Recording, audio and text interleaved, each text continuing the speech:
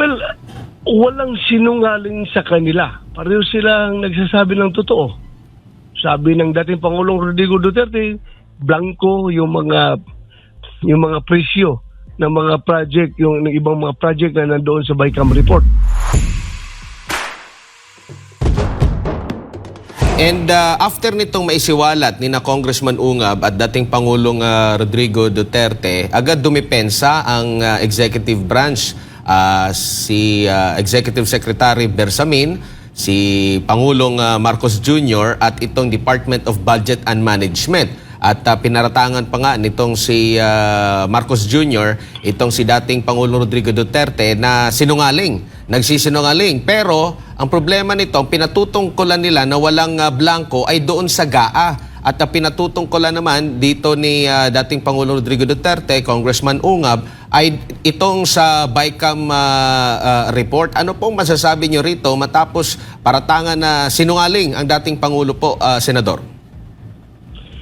Well, walang sinungaling sa kanila. Pareho silang nagsasabi ng totoo.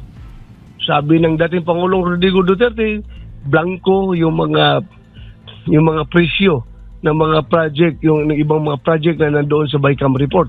Totoo yun. At yung sabi naman ni Pangulong Bongbong Marcos na walang blanco doon sa GAA dahil nakita naman talaga natin ngayon paglabas ng GAA, may laman talaga yung mga presyo na yan. So, totoo rin yun. Pareho silang nagsasabi ng totoo. Pero, ang problema dyan, ang question dyan ngayon, yun nga ang question ng former President Duterte na para tayong yung mga members ng Bicameral Conference Committee ay parang nagpirma ng blank check dahil yun nga, walang laman. Yung blanco na yun, yung mga blanco na yun, walang presyo, walang nakalagay. Which is very, very totoo. Dapat, ideally, hindi ka dapat magpirma kung walang laman yan. Pero in that case, minamadali nila, pinirmahan yung report na yan, kahit na blanco.